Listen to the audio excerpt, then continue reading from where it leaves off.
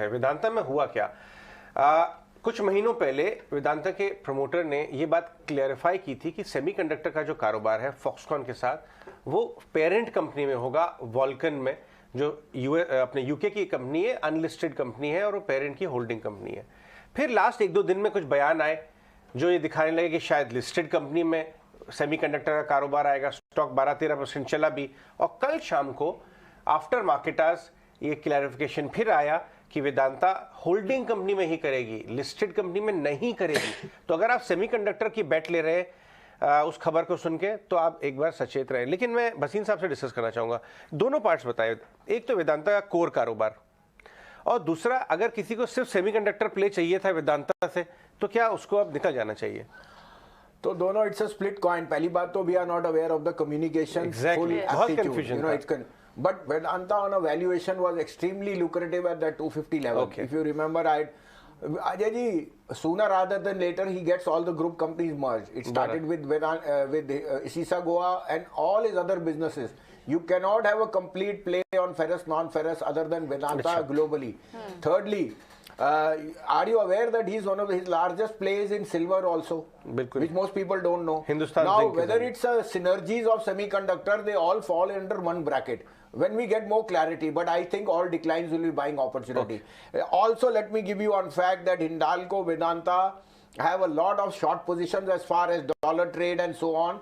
That's why you see the volatility because of them being in a high beta space. But commodities and metals are going to lead the charge. I think the dollar has topped out, and sooner rather than later, once the Fed meet is over, that is 21st and 22nd, this volatility will subside. I think all declines in Vedanta are a buying opportunity. This stock is poised for new highs. तो ये जो आप भसीन जी बता रहे हैं वेदांता के लिए, और आपने दूसरी कमोडिटीज की भी बात की, सिक्लिकल चलता है। पहले 6 महीने काफी अच्छा, इनफैक्ट लास्ट ईयर से, ये कोविड के समय से भी कमोडिटीज खूब चले हैं, लेकिन अब जो हेडविंड्स है, आपको लग रहा है गोइंग फॉरवर्ड ठीक हो जाएंगे? And this should be all the buying. Priyanka ji, खूब चले नहीं है, खूब आपको पता नहीं कितना पैसा बना है।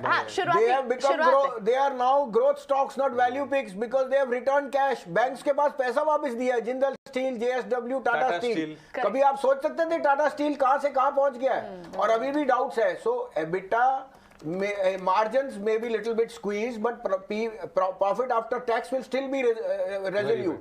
Secondly, we all know the issues with China and a whole host of other things. There is an export bank which is temporary. Right. Now you can't but make money when you buy in slight bit of uncertainty. भाव और fear दोनों साथ साथ नहीं चलते। 15,500 पे पैसा भी था, मौका भी था, लेकिन फियर ने हाईलाइट कर दिया। 18,000 पे कुछ सस्ता नहीं है, लेकिन आपको मौके ढूंढने हैं। I still think Tata steel, SAIL, Hindalco, Vedanta as a basket, or buy some mutual fund which has exposure to metals that can play out performance from here. However, we are also dependent on the movement of the dollar, which is close to top out. And if you see the Fed done with over by the end, I think by first week of October all this will be clear. Okay. If there is going to be a global rally on commodity stocks and the dollar tops out, आपको पता है कि cement, steel, ferrous, non ferrous में capacities नहीं आई 25 साल से। ये सब टेक ओवर हो गए। भूषण और उत्तम गालवा, अजय जी को पता है, ये सब बिक गए ना। सब प्लेयर्स तो वो 4-5 बड़े वाले ही हैं, और वो इंटरनेशनल प्लेयर्स भी हो गए। So there is a slow down. The elephant in the room, Priyanka, is Europe, which is seeing a lot of problems as far as energy and Russia dependent. India stands to stand out. And commodities being a high beta play will have both sided swings, but use this decline in Vedanta to buy.